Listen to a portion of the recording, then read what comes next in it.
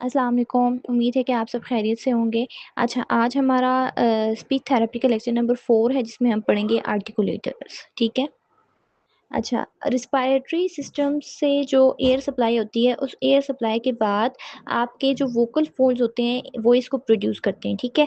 और अभी भी जब ये वॉइस प्रोड्यूस की जाती है, तब भी आपकी जो ये साउंड होती है, ये स्पीच की तरह रिकॉग्नाइज़ेबल नहीं होती, ठीक है?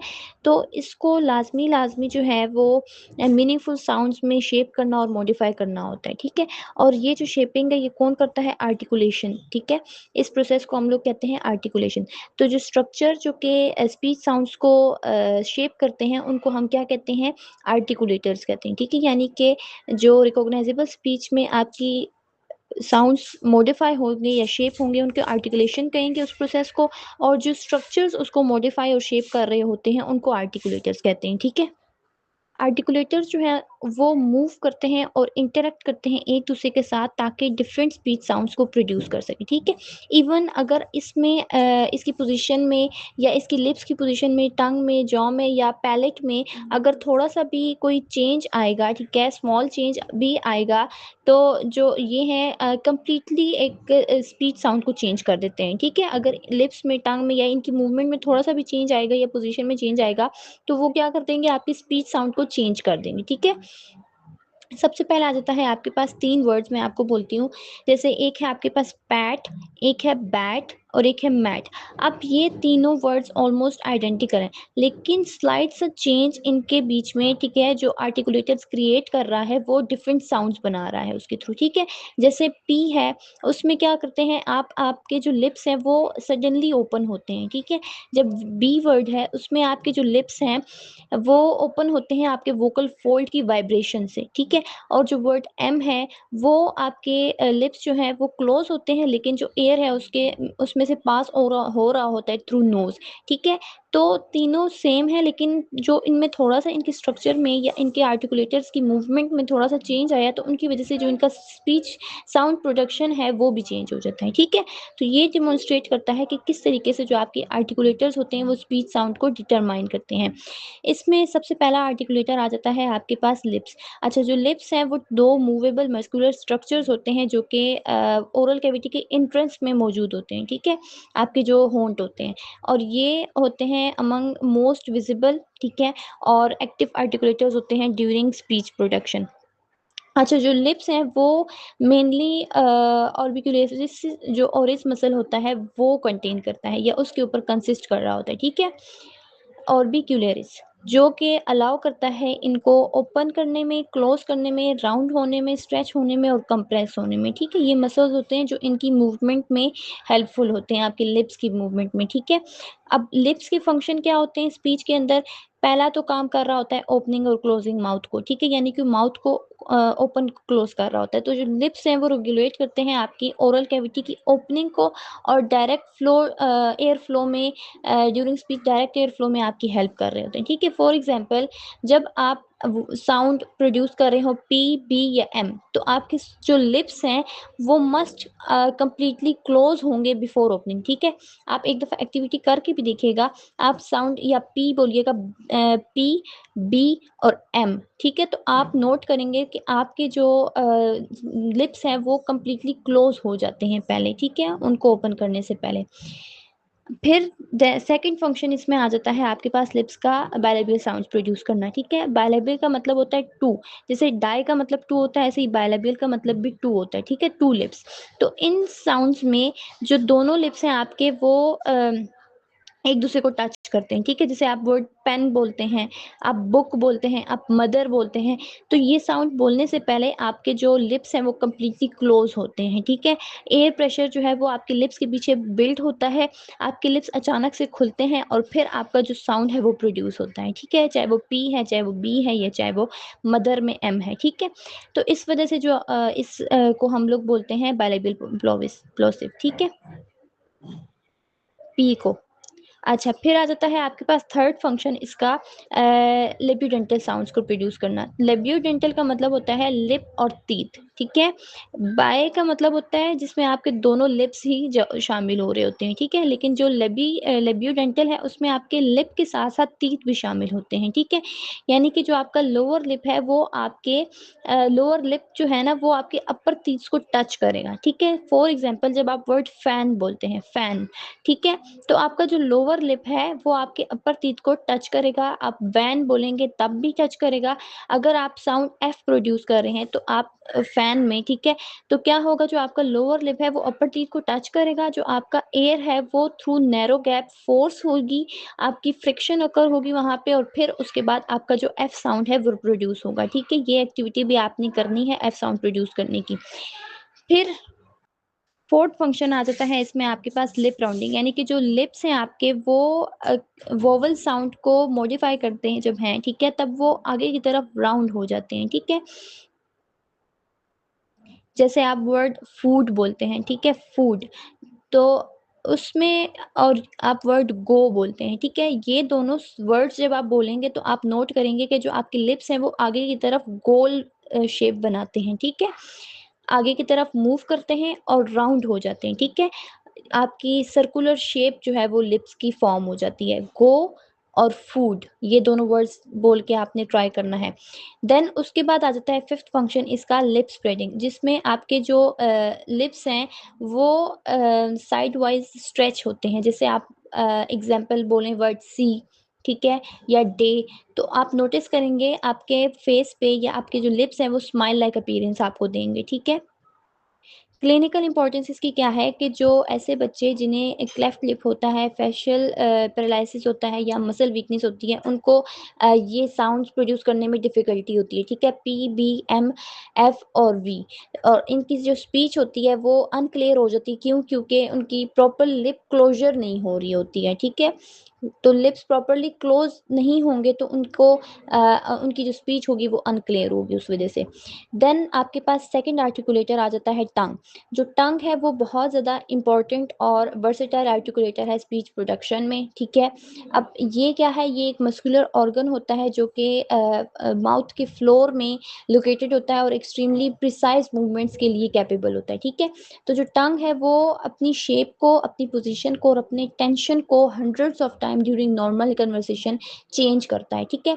जब आप नॉर्मली डेली रूटीन में बात कर रहे होते हैं तो आपकी जो टंग है वो कंटिन्यूसली अपनी शेप, पोजीशन और टेंशन को चेंज कर रही होती है, ठीक है।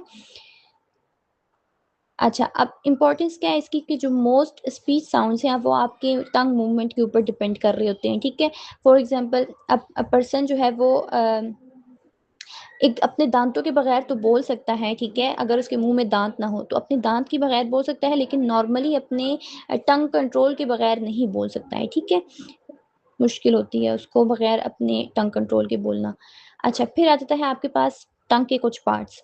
सबसे पहला पार्ट आता है आपके पास आपकी टंग की टिप, जिसको आप एपेक्स एपेक्स बोलते हैं, ठीक है।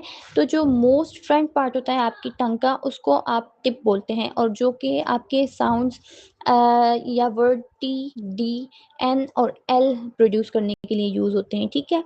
आप नोट करेंगे कि जब आप ये वर्ड्स बोलेंगे, अल्फ़ाबेट्स बोलेंगे टी, डी, एन और एल, तो आपकी जो टंग है वो आपके अपर टीथ को टच करती है, ठीक है। सेकंड आता है इसी में आपकी टीथ का टंग का पार्ट जो कि है ब्लेड, ठीक है। वो एरिया जो बिल्कुल आपके टंग की टिप के पीछे प्रेज़ेंट है, ठीक है, उसको आप ब्लेड बोलते हैं, और ये इम्पोर्टेंट होता है एस और ज़ेड साउंड प्रोड्यूस करने के लिए, या फिर जब आप किसी शॉर्ट वर्ड बोलते हैं, ठीक है, एस एच को मिला के जो वर्ड बोले जाते हैं, ठीक है, उनके लिए इम्पोर्टेंट होते हैं। फिर आ जाता है आपके पास थर्ड पार्ट आपके टंग में, फ्रंट, जो कि आपका मिडल फ्रंट पोर्शन होता है टंग का, ठीक है, और ये काफ़ी सारे वोवल साउंड प्रोड्यूस करने के लिए इम्पोर्टेंट होता है। फोर्थ आ जाता है आपके पास इसमें बैक, आपकी टंग का बैक, डोर्सम, ठीक है, जो कि आपका टंग का पोस्टीरियर पोर्शन होता है, और ये इम्पोर्टेंट होता है साउंड्स के, जी और एनजी के लिए, ठीक है। जब आप सिंग बोल रहे हैं वर्ड जैसे कि, ठीक है, उसमें आपका एन और जी दोनों एक साथ इकट्ठे होते हैं, कंबाइन होते हैं। अच्छा, फिर आ जाता है आपकी टंग का रूट, जिसमें जो कि आपके थ्रोट के साथ पार्ट अटैच होता है वो आपका रूट कहलाता है टंग का, ठीक है, और ये फेरिंगियल स्पेस और रेजोनेंस रेगुलेट करने में आपकी हेल्प करता है। अच्छा, अब आ जाते हैं हम फंक्शंस के ऊपर टंग का कुछ कुछ फंक्शन होते हैं जैसे कि कॉन्सोनेंट्स प्रोड्यूस करना, ठीक है। अब जो टंग है वो आपके मैनी प्लेस क्रिएट करता है आर्टिकुलेशन का, ठीक है। जैसे अल्वियोरल साउंड होता है आपके, जैसे जिसमें आपका जो टंग की टिप है वो आपकी अल्वियोरल रिज को टच कर रही होती है। जैसे मैंने आपको बताया था टी डी और एन और एल का कि जब आप यू वर्ड्स बोलते हैं तो आपकी जो है टंग है वो आपकी अल्वियोरल रिज को कंट्रैक्ट करती है, ठीक है। तो जैसे आप वर्ड टेन बोलते हैं, टी ई एन टेन, ठीक है।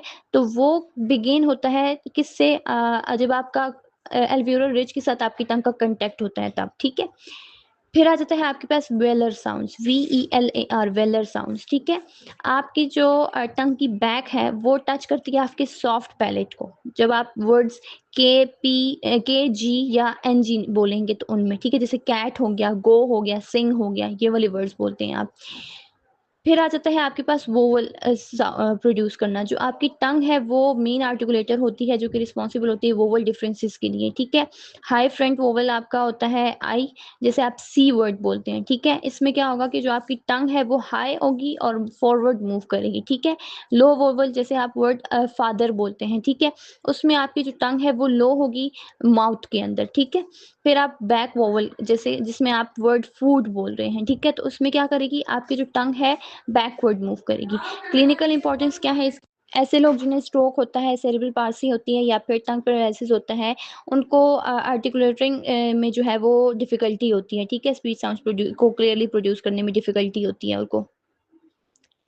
फिर आ जाता है आपके पास टीथ, जो कि हार्ड स्ट्रक्चर्स होते हैं वो अपर और लोअर जाज में इम्बेड किए होते हैं, ठीक है। आपके दांत जो होते हैं, तो जो टीथ हैं वो इंडिपेंडेंटली मूव नहीं करते, लेकिन ये आपके एक इम्पॉर्टेंट कॉन्टैक्ट पॉइंट प्रोवाइड करता है स्पीच प्रोडक्शन के लिए, ठीक है। तो स्पीच में जो टीथ है वो लोग क्या कर रहे होते हैं, सबसे पहला फंक्शन उसका ये होता है कि वो आपको आर्टिकुलेटेड सरफेसेस प्रोवाइड करते हैं, यानी कि जो आपकी टंग और लिप्स हैं वो फ्रिक्वेंटली आपके टीथ के साथ उनका कांटेक्ट हो रहा होता है, ठीक है। टीथ के बगैर आप काफ़ी सारे ऐसे साउंड्स होते हैं जो कि आपके डिस्टॉर्टेड प्रोड्यूस होते हैं, ठीक है। फिर आ जाता है आपके पास प्रोडक्शन ऑफ डेंटल साउंड्स, यानी कि जो साउंड्स जो टंग है आपकी वो अपर टीथ के साथ कांटेक्ट करेगी, ठीक है। जैसे आप वर्ड थिंक बोलते हैं या दिस बोलते हैं, तो ये दोनों वर्ड बोलते हुए जो आपकी टंग है वो आपके अपर टीथ के साथ कांटेक्ट करती है, ठीक है। अब फिर उसके बाद आ जाता है आपके पास लेबियोडेंटल साउंड्स। अब जो लोअर लिप है, ठीक है, वो आपके अपर टीथ को टच करता है लेबियोडेंटल साउंड्स में। जैसे एफ वर्ड हो गया है, वी वर्ड हो गया है, इनमें आप लोग ऑब्जर्व करेंगे कि जो आपका लोअर लिप है वो अपर टीथ को टच करेगा, ठीक है। I repeat the words F and V. For example आप प्रोड्यूस करना चाह रहे हैं वर्ड थिंक, ठीक है। तो आपकी जो टंग है वो क्या करेगी, टंग की टिप टच करेगी अपर टीथ को जब आप थिंक बोलेंगे, ठीक है।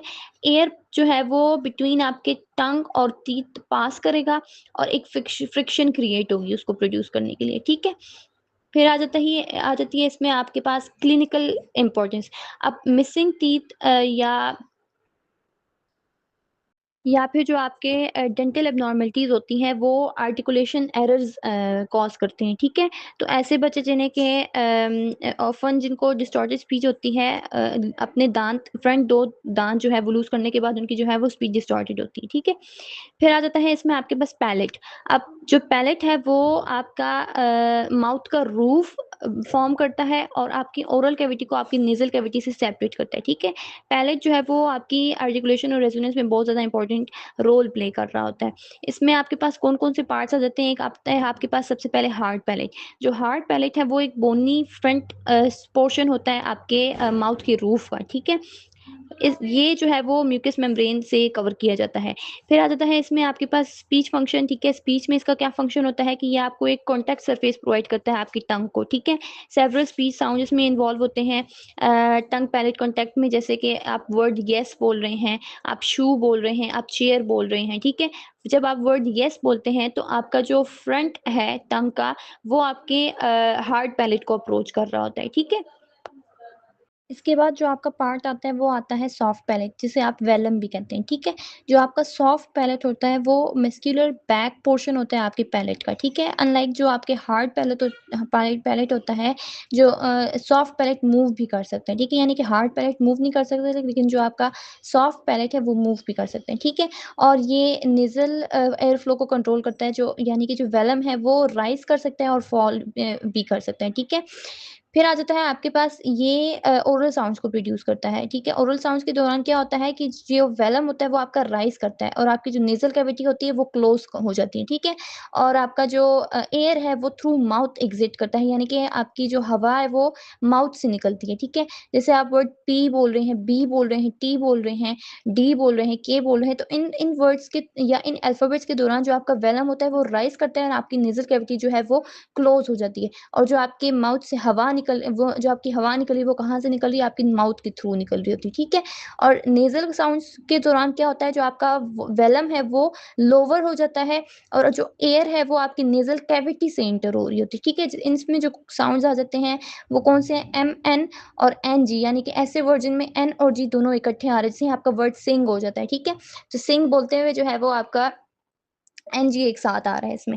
एग्ज़ाम्पल क्या है इसकी, जब आप फॉर एग्ज़ाम्पल वर्ड बैट बोल रहे हैं, ठीक है? तो ये ओरल साउंड यहाँ पे आपकी हो रही है और जो मैट बोलते हैं आप, उसमें नेज़ल साउंड है, ठीक है? तो डिफ़रेंस इसका जो है मेनली किसकी वज़ह से होता है? वेलम पोज़ीशन की वज़ह से हो रहा होता है। एक में आपकी जो वेलम है वो ओपन होता है, एक में जो आपका वेलम है सॉरी, एक में लोअर होता है और एक में हाई होता है, ठीक है? राइज़ करता है।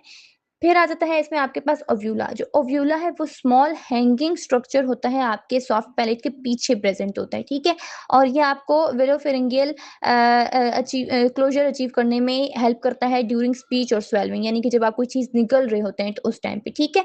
और जो ऐसे लोग बच्चे होते हैं जिन्हें कि क्लेफ्ट पैलेट होता है, उनको अमूमन जो है वो वेलोफेरिंजियल पोर्ट को क्लोज़ करने में डिफ़िकल्टी होती है, जिसकी वज़ह से उनकी जो है हाइपर नेज़ल स्पीच होती है, ठीक है? फ़िफ्थ में आ जाता है इसमें आपके पास जॉ या फिर मैंडिबल इसका नाम होता है दूसरा, ठीक है? जो मैंडिबल है या लोअर जॉ है वो आपका लार्जेस्ट मूवेबल बोन होता है फेस के अंदर, ठीक है? ये आपके लोअर टीथ को सपोर्ट करता है और आपके लिए एज़ फाउंडेशन टंग और लिप के लिए लप लिप मूवमेंट के लिए एज़ अ फाउंडेशन काम कर रहा होता है, ठीक है? और ये क्या करता है, आपका मैंडिबल आपके माउथ ओपनिंग को कंट्रोल करता है, यानी कि जो आपका जा है वो डिटरमाइन करता है कि कितना वाइडली आपने अपना माउथ जो है वो ओपन करना है कोई वर्ड बोलने के लिए, ठीक है? जैसे आप वर्ड अगर फादर बोल रहे हैं, ठीक है? तो उसमें जो आपका जा है वो वाइडली ओपन होगा। लेकिन जब आप वर्ड सी बोलेंगे तो उसमें जो आपका जा है वो रिलेटिवली क्लोज़ ही रहेगा आपका, ठीक है? इतना ज़्यादा आपने उसको खोलने की ज़रूरत नहीं होती है।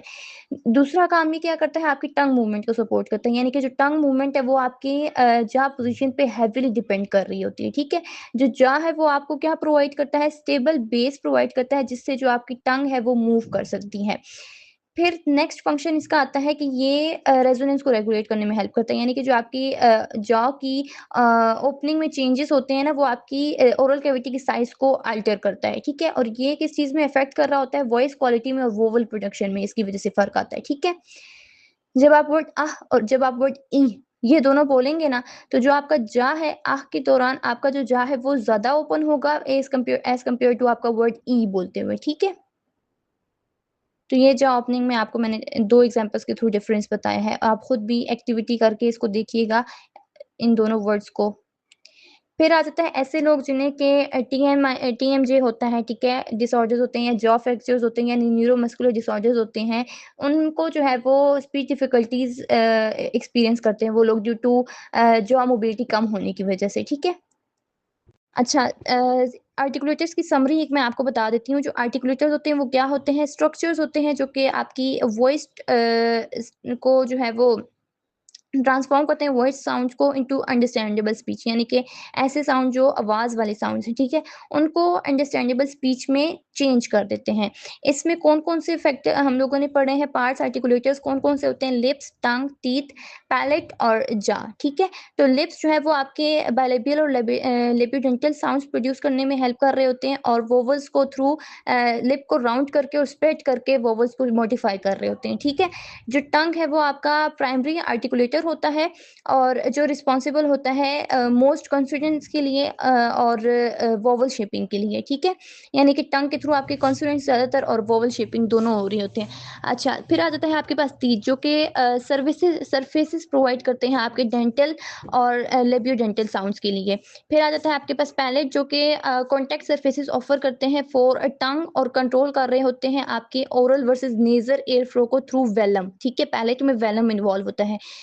फिर आ जाता है आपके पास जॉ, जो कि आपके टंग को और लिप मूवमेंट को सपोर्ट करता है और आपकी माउथ ओपनिंग को स्पीच के लिए रेगुलेट करता है, ठीक है? तो ये सारे आर्टिकुलेटर्स एक साथ मिलके एक रिमार्केबल और स्पीच और प्रिसिशन प्रोवाइड कर रहे होते हैं आपको। ड्यूरिंग नॉर्मल कन्वर्सेशन ये जो है 100 ऑफ कोऑर्डिनेटेड मूवमेंट्स कर रहे होते हैं एवरी मिनट, जो कि आपको या एक इंसान को अलाउ करते हैं कि वो स्पीच को प्रोड्यूस कर सकें, ठीक है? स्पीच साउंड्स को जो कि आपके फिर उसके बाद क्या बनाते हैं, स्पीच साउंड्स लैंग्वेज बना देते हैं। 8वीं में जो आपका नेक्स्ट टॉपिक आ जाता है वो है रेजोनेंस सिस्टम, ठीक है? तो रिस्पिरेटरी सिस्टम जो है वो एक एयर फ्लो प्रोवाइड करने के बाद, ठीक है, जो लिरिंक्स है वो वॉइस को प्रोड्यूस करते हैं। यानी कि रिस्पिरेटरी सिस्टम आपको एयर फ्लो प्रोवाइड करता है और उसके बाद जो लिरिंक्स है वो आपको वॉइस प्रोड्यूस करता है, ठीक है? तो साउंड जो जनरेट हुई होती है वोकल फोर्स के थ्रू अभी भी वो वीक होती है और इसके अंदर जो फाइनल क्वालिटी होती है उसकी कमी होती है, ठीक है? तो ये साउंड जो है अभी भी उसको मॉडिफाई होने की, एम्प्लीफाई होने की और इनरिच होने की ज़रूरत होती है, ठीक है? उससे पहले कि वो एक वॉइस बने, ठीक है? तो जो हम लोग उसके बाद जो वॉइस होते हैं उसको हम जो सुन रहे होते हैं ना ड्यूरिंग स्पीच, वो अभी भी उसकी कमी होती है, ठीक है? यानी कि जो स्पीच के दौरान हम वॉइस सुन रहे होते हैं, उसको मॉडिफाई, एम्प्लीफाई और एनरिच होने की ज़रूरत होती है, ठीक है? और इसको हम लोग क्या कहेंगे? रेजोनेंस कहेंगे। ये जो मॉडिफिकेशन हो रही होती है साउंड की, इसको हम कहते हैं रेजोनेंस। यानी जो रेजोनेंस सिस्टम होता है, वो कंसिस्ट करता है कैविटीज़ के ऊपर और स्ट्रक्चर्स के ऊपर, जो कि शेप करते हैं, एम्प्लीफाई करते हैं और मॉडिफाई करते हैं साउंड को, जो कि आपके वोकल फोर्ड से प्रोड्यूस होते हैं, ठीक है? रेजोनेंस जो है वो आपके पास ऐसा प्रोसेस होता है जिसमें साउंड वेव्स आपके वोकल फोल्ड से प्रोड्यूस होती हैं और वो जो साउंड वेव्स प्रोड्यूस होती हैं फिर उनको मॉडिफाई, एम्पलीफाई और एनरिच किया जाता है जैसे-जैसे वो कि इन कैविटीज़ के थ्रू पास हो रही होती हैं वोकल ट्रैक्ट के, ठीक है? तो जैसे हमारी जो बॉडी है, ठीक है, गिटार की बॉडी वो स्ट्रिंग्स की वजह से उसकी जो साउंड है वो लाउडर होती है और रिचर हो जाती है, ठीक है? इसी तरह जो आपकी वोकल ट्रैक की कैविटीज़ है ना, वो भी आपकी वॉइस को लाउड कर देती है, फुलर कर देती है और मोर डिस्टिंक्टिव कर देती है, ठीक है? तो फॉर एग्ज़ाम्पल आप एक इस इमेजिन करें एक स्ट्राइकिंग ट्यूनिंग फॉर्क, ठीक है? चम्मच को जो आप ट्यूनिंग फॉर्क है, उसको आप जो है वो स्ट्राइक कर रहे हैं। तो जो ट्यूनिंग फॉर्क है वो अकेला जो है एक वीक साउंड प्रोड्यूस करेगा, ठीक है? लेकिन अगर जब आप उसको यानी कि ऐसे ही जब आप उसको किसी चीज़ के ऊपर मारेंगे ना, तो वो आपको खाली साउंड प्रोड्यूस करेगा और वीक साउंड प्रोड्यूस करेगा। लेकिन जब आप इसको एक वुडन टेबल के ऊपर स्ट्राइक करेंगे, ठीक है? इस चम्मच को या इस कांटे को आप एक वुडन टेबल के ऊपर स्ट्राइक करेंगे, तो जो साउंड प्रोड्यूस होगी, वो लाउडर, रिचर होगी। क्यों? क्योंकि अब वहाँ पे जो टेबल है, वो एज़ अ रेज़ोनेटर एक्ट कर रहा होता है, ठीक है? इसी तरह जो आपके वोकल फोर्ड्स होते हैं ना, वो सोर्स ऑफ साउंड होते हैं। लेकिन जो आपकी रेजोनेंस कैविटीज़ होती हैं, वो आपके लिए एम्पलीफायर और मॉडिफायर का काम कर रही होती हैं आपकी साउंड के लिए, ठीक है? तो जो रेजोनेंस के बगैर स्पीच आपकी स्पीच की जो साउंड है, वो वीक हो सकती है। वॉइसिक्स में जो इंडिविडुअलिटी है वो उसकी कमी हो सकती है, ठीक है? और जो स्पीच साउंड है वो लेस क्लियर हो सकती हैं। और उसके बाद जो नेज़ल और ओरल ओरल साउंड्स हैं आपके, वो भी उनको भी आप प्रॉपर्ली डिस्टिंग्विश नहीं कर सकते हैं, ठीक है? तो फॉर एग्ज़ाम्पल डिफरेंट लोग हैं, वो एक सेम वर्ड बोलते हैं हेलो, ठीक है? लेकिन हर साउंड जो है या हर वॉइस जो है वो यूनिक साउंड प्रोड्यूस कर रही होती है। क्यों? क्योंकि हर पर्सन का जो रेजोनेंस कैविटीज़ है वो शेप में, साइज़ में, लेंथ में और स्ट्रक्चर में डिफ़र कर रहे होते हैं, ठीक है? मैं बोलूँगी मेरी आवाज़ डिफरेंट होगी, कोई और बंदा बोलेगा वो उसकी आवाज़ डिफरेंट होगी, ठीक है? हम सबकी आवाज़ जो है वो एक-दूसरे से डिफरेंट हो रही होती है। क्यों? आवाज़ सुनने में अलग लग रही होती है क्योंकि हमारा जो रेजोनेंस कैविटीज़ का साइज़ है, शेप है, लेंथ है और स्ट्रक्चर है वो एक-दूसरे से चेंज होते हैं, ठीक है? अच्छा, अब जो इसमें क कैविटीज़ आ जाती हैं या जो हम इन कैविटीज़ को कलेक्टिवली क्या कहते हैं, वोकल ट्रैक्ट कहते हैं। तो वोकल ट्रैक्ट जो है वो आपके वोकल फोल्ड से लिप्स टू एंड माउथ तक एक्सटेंड कर रहा होता है, ठीक है? वोकल फोल्ड से लिप और नॉस्ट्रिल्स तक जो है वो एक्सटेंड कर रहा होता है, ठीक है? तो रेजोनेंस सिस्टम के जो आपके कंपोनेंट्स आ जाते हैं उसमें आ जाता है सबसे पहले आपके पास फेरिंजियल कैविटी, फिर ओरल कैविटी और फिर नेज़ल कैविटी। और ये तीनों कैविटीज़ जो हैं वो एक साथ मिलके काम करती हैं ताकि स्पीच साउंड्स को शेप कर सकें, ठीक है? पहला आ जाता है आपके पास फेरिंजियल कैविटी। जो फेरिंजियल कैविटी है वो एक स्पेस होती है आपके फेरिंक्स में यानी कि आपके थ्रोट में, ठीक है? जो कि अबव लेरिंक्स और बिहाइंड ओरल और नेज़ल कैविटीज़ लोकेटेड होती हैं, ठीक है? और ये जो है आपके पास लार्जेस्ट रेज़ोनेटिंग चैम्बर होता है आपके वोकल ट्रैक्ट का, ठीक है? बाउंड्रीज़ इसमें कौन-कौन से रहते हैं? सुपीरियरली जो है ये बेस होती है स्कल की, ठीक है? इंफीरियरली ये लेरिंक्स होता है और एंटीरियरली ये ओरल और नेज़ल कैविटीज़ होती हैं और पोस्टीरियरली जो है ये फेरिंजियल वॉल होता है, ठीक है? और जो फेरिंजियल कैविटी है वो आपकी साउंड को एम्प्लीफाई करती है, आपकी वॉइस में रिचनेस ऐड करती है, वॉइस क्वालिटी को कंट्रीब्यूट करती है और फुलर वोकल टोन प्रोड्यूस करने में हेल्प करती है, ठीक है? तो प्रोफेशनल सिंगर्स जो हैं वो जब सिंग कर रहे होते हैं, ठीक है? तो उस टाइम पे जो अपना फेरिंजियल स्पेस है उसको वो एनलार्ज कर देते हैं ताकि वो लोग एक रिचर वॉइस जनरेट कर सकें, लाउडनेस अपनी वॉइस में लेके आ सकें और रेजोनेंस को बेटर कर सकें, ठीक है? तो अगर किसी के फेरिंजियल मसल्स बहुत ज़्यादा वीक हो जाते हैं या रिस्ट्रिक्टेड हो जाते हैं, तो उनकी जो रेजोनेंस क्वालिटी है वो भी उसकी वज़ह से इफ़ेक्ट हो सकती है और उनकी जो स्पीच है वो मफल्ड साउंड उसकी होगी, ठीक है? इसमें आ जाता है आपके पास नेक्स्ट कैविटी ओरल कैविटी। जो ओरल कैविटी है वो माउथ कैविटी से एक्सटेंड होती है फ्रॉम लिप्स टू फेरिंक्स, ठीक है? यानी कि लिप्स से फेरिंक्स तक जो आपकी जाती है वो आपकी ओरल कैविटी होती है, ठीक है? और ये भी आपके जो रेजोनेंस है मोस्ट इम्पोर्टेंट चैम्बर होता है रेजोनेंस में भी ड्यूरिंग स्पीच प्रोडक्शन, ठीक है? इसमें आ जाते हैं आपके पास एंटीरियर में लिप्स आ जाते हैं, इसके लेटरल साइड पे चीक्स आ जाते हैं, सुपीरियर पे इसके पैलेट आता है और इंफीरियर पे जो है इसके टंग और माउथ का फ्लोर आता है, ठीक है? और जो ओरल कैविटी है वो आपकी स्पीच को दौरान कॉन्स्टेंटली चेंज हो रही होती है, ठीक है? उसकी शेप यानी कि चेंज हो रही होती है कॉन्स्टेंटली और इफ फ्लेक्सिबिलिटी क्या अलाउ करती है आपको डिफरेंट स्पीच साउंड की प्रोडक्शन में हेल्प करती है, ठीक है?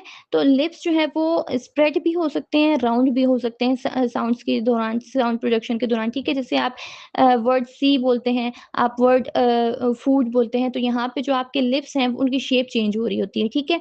आपका जो टंग है वो भी अपनी पोज़ीशन को कंटीन्यूअसली चेंज कर रहा होता है जब भी आप कोई भी बात कर रहे होते हैं, कोई वर्ड बोल रहे होते हैं, ठीक है? आपके जॉ जो हैं वो माउथ की ओपनिंग को चेंज कर रहे होते हैं और आपका पैलेट जो है वो माउथ का रूफ बनाता है, ठीक है? तो फॉर एग्ज़ाम्पल जैसे अब आप 2 वर्ड्स को कंपेयर करें, एक आप वर्ड सी बोलें, ठीक है? और एक आप वर्ड फादर बोलें, तो आप नोट करेंगे कि जब आप वर्ड सी बोलेंगे तो आपकी जो टंग है वो हाई होगी और फॉरवर्ड मूव करेगी और आपका जो माउथ है वो रिलेटिवली क्लोज़ ही रहेगा, ठीक है? बंद रहेगा। लेकिन मतलब ज़्यादा नहीं थोड़ा-सा। और जो आप वर्ड फादर बोलेंगे तो वहाँ पे आपका जो टंग है वो लो हो जाएगी और आपकी जाँ जो है वो वाइडली ओपन होगी, ठीक है? तो जो ओरल कैविटी में चेंजेज़ आ रहे हैं वो आपकी साउंड क्वालिटी को में चेंजेज़ को शेप कर रहे होते हैं, ठीक है? तो ऐसे प्रॉब्लम्स ऐसे लोग जिन्हें के टंग या ऐसी प्रॉब्लम जो कि आपके टंग को इफ़ेक्ट कर रहे हों, आपके पैलेट को इफ़ेक्ट कर रहे हों या आपकी जॉ मूवमेंट को इफ़ेक्ट कर रहे हों, तो वो आपके ओरल रेजोनेंस को और स्पीच क्लैरिटी को भी अल्टर कर सकते हैं, ठीक है? इसमें थर्ड कैविटी आ जाती है आपके पास नेज़ल कैविटी। जो नेज़ल कैविटी है वो एक होलो स्पेस होता है और आपके नोज़ के पीछे होता है जो कि आपके नेज़ोफेरिंक्स तक एक्सटेंड कर रहा होता है, ठीक है? और ये भी आपके पास एक स्पीच साउंड्स के लिए स्पेसिफिक स्पीच साउंड्स के लिए रेज़ोनेटर का काम कर रहा होता है, ठीक है? नेज़ल कैविटी में आ जाते हैं आपके पास नेज़ल सेप्टम, टर्बिनेट्स और म्यूकोसल लाइनिंग, ठीक है? अब जो रेजोनेंस है, अब ये पहला क्या करता है आपके पास जो नेज़ल क्वालिटी आपकी स्पीच को प्रोवाइड करता है, यानी कि रेजोनेंस, ठीक है? फिर दूसरा काम ये क्या करता है आपके एयर फ्लो को अलाउ कर रहा होता है ड्यूरिंग नेज़ल साउंड प्रोडक्शन, ठीक है? यानी कि जो आप नाक के ज़रिए जो अल्फ़ाज़ बोलने वाले होते हैं, ठीक है? जो साउंड निकल रही होती है, उनके लिए ये एयर पैसेज का काम करता है या एयर फ्लो अलाउ करता है, ठीक है? तो नेज़ल कैविटी है वो प्राइमरी किस चीज़ के लिए उसकी रेजोनेंस रिस्पॉन्सिबल होती है? एम, एन और एनजी जहाँ पे वर्ड एक साथ आ रहे हैं उनके लिए, ठीक है? जैसे आप वर्ड मदर बोल रहे हैं, आप वर्ड नोज़ बोल रहे हैं, आप सिंग बोल रहे हैं, ठीक है? तो इनके लिए जो आपका एयर फ्लो है वो थ्रू नोज़ होगा, ठीक है? फिर आ जाता है आपके पास एक मैकेनिज्म जिसको हम बोलते हैं वेलोफेरिंजियल मैकेनिज्म। अब वेलोफेरिंजियल मैकेनिज्म जो है वो आपकी कम्युनिकेशन को बिटवीन ओरल और नेजल कैविटीज कंट्रोल कर रहा होता है, ठीक है। और ये आपके पास रेजोनेंस स्ट्रक्चर में एक मोस्ट इंपॉर्टेंट स्ट्रक्चर होता है, ठीक है। इसके अंदर इन्वॉल्व होते हैं सॉफ्ट पैलेट, फेरिंजियल वॉल्स और अव्यूला। जो आपका सॉफ्ट पैलेट है, जैसे कि हमने पहले पढ़ा कि मूवेबल मस्कुलर स्ट्रक्चर होता है, आपका फेरिंजियल वॉल जो है वो असिस्ट कर रहा था क्लोजर को इनवर्ड मूव करने में, ठीक है। और आपका ओव्यूला जो है वो क्लोजर को असिस्ट करता है, ठीक है, बंद होने को। वेलोफेरिंजियल क्लोजर क्या करता है, जब हम ओरल साउंड्स प्रोड्यूस करते हैं ना, तो इसके थ्रू जो आपका वेलम है वो एलिवेट होता है, जो नेज़ल कैविटी है वो बंद हो जाती है और जो एयर है वो थ्रू माउथ एग्जिट करती है। यानी कि जब आप word P, B, T, D, K और जी बोलेंगे या वोवेल्स बोलेंगे, या जब आप वर्ड बेबी बोलते हैं, ठीक है, जिसमें आपके पास बी से स्टार्ट हो रहा है, तो आपका जो वेलम है वो क्या होगा, एलिवेट होगा और ऑलमोस्ट जितनी भी एयर है वो आपकी थ्रू माउथ लीव करेगी, ठीक है, बेबी बोलते हुए।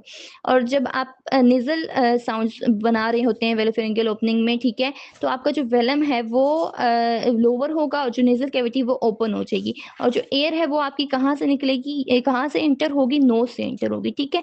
जैसे आप वर्ड बोलते हैं मॉम, ठीक है, तो मॉम बोलते हुए जो आपकी एयर है वो नोज़ के थ्रू पास होगी और आपका जो एम वर्ड है वो प्रोड्यूस करेगी, ठीक है। फिर आ जाते हैं आपके पास इसमें रेजोनेंस की टाइप्स, जिसमें सबसे पहली टाइप्स आ जाती है आपके पास ओरल रेजोनेंस। अब ओरल रेजोनेंस जो है वो ओरल कैविटी में आपकी जो साउंड है वो ज़्यादातर रेजोनेट हो रही होती है, ठीक है। तो इसमें जो आपकी नॉर्मल स्पीच रेजोनेंस इन्वॉल्व होती है और आपकी जो है मोस्ट स्पीच साउंड्स के लिए यूज़ होती है, ठीक है। ज़्यादातर जो आपकी स्पीच साउंड्स है उनके लिए आपकी क्या यूज़ होती है, ओरल रेजोनेंस यूज़ हो रही होती है। जैसे आप ज़्यादातर वोवेल या मोस्ट कॉन्सोनेंट्स बोलते हैं, जैसे P, B, T, D, K और जी बोल रहे होते हैं आप, उन उस टाइम पे आपका ओरल रेजोनेंस यूज़ हो रहा होता है, ठीक है। जब नेज़ल रेजोनेंस, अब नेज़ल रेजोनेंस जो है वो जो साउंड है वो आपकी नेज़ल कैविटी में प्राइमरी रेजोनेट हो रही होती है, ठीक है? आपका वेलम लोअर हो जाता है और आपकी जो एयर है वो थ्रू नोज़ पास करती है, ठीक है? जब आप वर्ड एम, एन और एनजी वर्ड बोल रहे होते हैं, जैसे आप मैन बोल रहे हैं, मून बोल रहे हैं, ठीक है? सिंग बोल रहे हैं, तो इसमें जो है नेज़ल रेजोनेंस आपकी इन्वॉल्व होती है। फिर आ जाता है इसमें आपके पास थर्ड टाइप मिक्स्ड रेजोनेंस, यानी जो ओरोनेज़ल रेजोनेंस होती है, ठीक है? अब यहाँ पे आपकी जो है दोनों जगह से सिमल्टेनियसली रेजोनेट हो रही होती है साउंड्स, ओरल से भी हो रही होती है और नेज़ल कैविटी से भी हो रही होती है, ठीक है? और ये नॉर्मली कब होती है, आपकी स्पीच कॉन्टेक्स्ट में जो है वो नॉर्मली अकर हो रहा होता है, ठीक है? और एब्नॉर्मली भी हो सकता है जब आपको रेजोनेंस डिसऑर्डर होते हैं तो तब, ठीक है?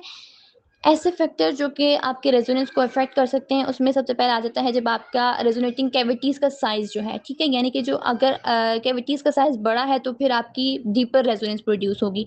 अगर आपका जो है वो टंग और जॉ पोज़ीशन में चेंजेज़ आएँगी तो वो आपकी रेजोनेंस को मॉडिफ़ाई कर देंगी, यानी कि शेप ऑफ कैविटीज़ भी आपके इसको चेंज कर सकती हैं, ठीक है?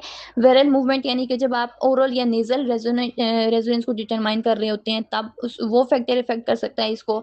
और नेज़ल पेटेंसी, यानी कि जब आप क्लियर नेज़ल एयरवे जो है वो सपोर्ट करती है आपके नॉर्मल रेजोनेंस को, ठीक है?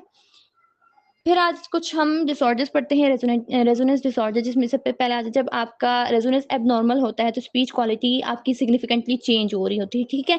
इसमें सबसे पहले आ जाता है आपके पास हाइपरनेज़ैलिटी, जिसमें आपकी नेज़ल रेजोनेंस जो है वो एक्सेसिव होती है, ठीक है? नेज़ल रेजोनेंस क्या होती है? एक्सेसिव होती है।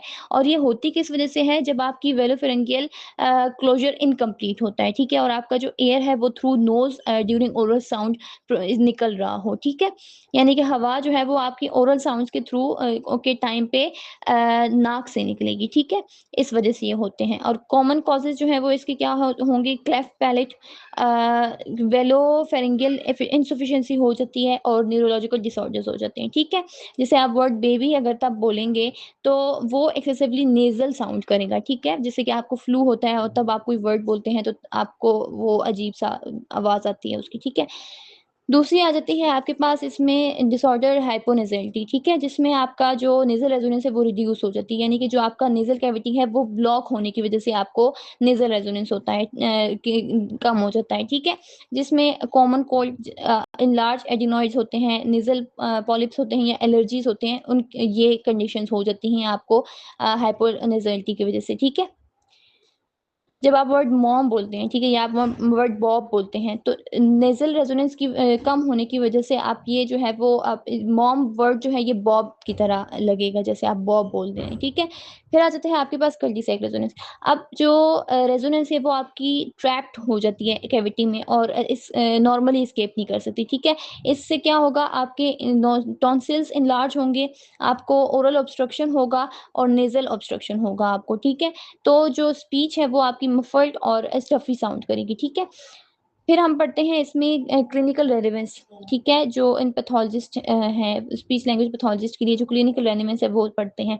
अच्छा, स्पीच लैंग्वेज पैथोलॉजिस्ट जो है वो क्या-क्या असेस करते हैं, हाइपर नेज़ैलिटी को, हाइपोनेज़ैलिटी को, नेज़ल एमिशन को, वेलोफेरिंजियल फंक्शन को, ओरल नेज़ल बैलेंस को जो है वो असेस करते हैं, ठीक है? और क्या इवैल्यूएट करते हैं, एक इंसान में रेजोनेंस को कर रहे होते हैं। जैसे ऐसे लोग जिन्हें कि क्लेफ्ट पैलेट होता है, ठीक है? उन्हें उनकी रेजोनेंस को इवैल्यूएट करते हैं, सेरेब्रल पाल्सी के लोगों की करते हैं, स्ट्रोक के लोगों की करते हैं, टीबीआई जिन्हें ट्रॉमेटिक ब्रेन इंजरी होता है या फिर न्यूरोमस्कुलर डिजीज़ेज़ होते हैं जिनको, ठीक है? उनमें रेजोनेंस को इवैल्यूएट कर रहे होते हैं, ठीक है? अच्छा, अब यहाँ पे कुछ एक्टिविटीज़ हैं जो मैं आपको बताऊँगी करने के लिए, ठीक है? ये आपने करनी है और मुझे फिर भेजनी है ग्रुप में, ठीक है? जिसमें सबसे पहले प्रैक्टिकल एक्टिविटी आपके पास ओरल वर्सेस नेज़ल साउंड की है, ठीक है? इसमें अब आपने क्या करना है, वर्ड बा बोलना है और वर्ड माँ बोलना है, यानी बी और एम, ठीक है? और आपने अपने नेज़ल एयर फ्लो में डिफरेंस को ऑब्ज़र्व करना है और फिर मुझे बताना है कि आपने बी बोलते हुए और एम बोलते हुए क्या एयर फ्लो डिफरेंस ऑब्ज़र्व किया। दूसरी आपकी एक्टिविटी है नोज़ पिंचिंग टेस्ट, जिसमें आपने वर्ड एम बोलना है, ठीक है? एम को आपने कंटीन्यूअसली बोलना है, लेकिन आपने क्या करना है, अपनी नोज़ को पिंच करना है, ठीक है? नोज़ को ऐसे बंद करके आपने ये वर्ड बोलना है। फिर आपने अपने साउंड में चेंजेस को नोट करना है, ठीक है? अब क्या होगा इसमें, आपके साउंड में चेंजेस आएँगे, किस वजह से आएँगे? क्योंकि आपकी जो नेज़ल रेजोनेंस है वो ब्लॉक हुई हुई होती है, ठीक है? अब फिर आपने वर्ड आ बोलना है और अपनी नोज़ को पिंच करना है। अब यहाँ पे जो है वो आपको थोड़ा-सा चेंज फ़ील होगा, ठीक है? क्योंकि जो ये है ओरल साउंड है ये, इस वज़ह से, ठीक है? तीसरा आपने एक्टिविटी करनी है मिरर टेस्ट की। आपने क्या करना है, अपने नॉस्ट्रिल्स के नीचे मिरर को प्लेस करना है और आपने साउंड एम बनाना है, एन बनाना है, ठीक है? और आपने क्या होगा इसके एंड पे वो आपने मुझे बताना है, ठीक है? यानी कि आप देखेंगे जो आपका मिरर है उसमें जब आपने उसको नॉस्ट्रिल्स के नीचे रखा, तो जो मिरर है उसके ऊपर फॉग आई है या नहीं आई है, ठीक है? यानी कि जो धुंध टाइप होती है, ठीक है? आप इंडिकेट करेंगे कि आपकी उसके ऊपर आई है कि नहीं आई। अगर आई है तो वो आपकी किस वज़ह से होगी? नेज़ल एयर फ्लो की वज़ह से होगी। यानी कि जो आपकी हवा है, वो आपके नाक के थ्रू निकल के आपके शीशे के ऊपर पड़ रही होती है। इस वज़ह से जो शीशे होता है वो धुंधला-सा हो जाता है, ठीक है? समरी एक दफ़ा मैं आपको बता देती हूँ, इसकी जो रेजोनेंस सिस्टम है वो कंसिस्ट करता है फेरिंजियल कैविटी के ऊपर, ओरल कैविटी के ऊपर और नेज़ल कैविटी के ऊपर, जो कि मॉडिफाई कर देते हैं और एम्प्लीफाई कर देते हैं साउंड को, जो कि आपके वोकल फोर्ड से प्रोड्यूस होते हैं, ठीक है? इसमें आ जाता है आपके पास वो सॉफ्ट पैलेट, जिसे आप वेलन भी कहते हैं, जो कंट्रोल करता है आया कि आपकी जो साउंड है वो माउथ से रेजोनेट होगी, नोज़ से होगी या फिर दोनों से होगी, ठीक है? फिर आ जाता है आपके पास प्रॉपर रेजोनेंस जो है वो आपको एक स्पीच को ना अपनी नेचुरल क्वालिटी दे देता है, ठीक है? प्रॉपर रेजोनेंस जब आपकी प्रोड्यूस हो रही होती है। लेकिन अगर इसमें कोई डिसऑर्डर होगा, जैसे हाइपरनेज़ैलिटी होगा या हाइपोनेज़ैलिटी होगा या कार्डियक रेजोनेंस होगा, तो वो आपकी स्पीच इंटेलिजिबिलिटी को और वॉइस क्वालिटी को इफ़ेक्ट कर सकते हैं, ठीक है? तो रेजोनेंस को अंडरस्टैंड करके आप जो है वो एसेंशियल होता है आपके लिए कि आप उसको अंडरस्टैंड करें, ठीक है? रेजोनेंस को। इससे क्या होगा कि आप असेस कर सकते हैं और ट्रीट कर सकते हैं स्पेसिफिक स्पीच डिसऑर्डर्स को, स्पेशली ऐसे लोगों में जिन्हें क्लेफ्ट पैलेट होता है या न्यूरोलॉजिकल कंडीशंस होती हैं, ठीक है?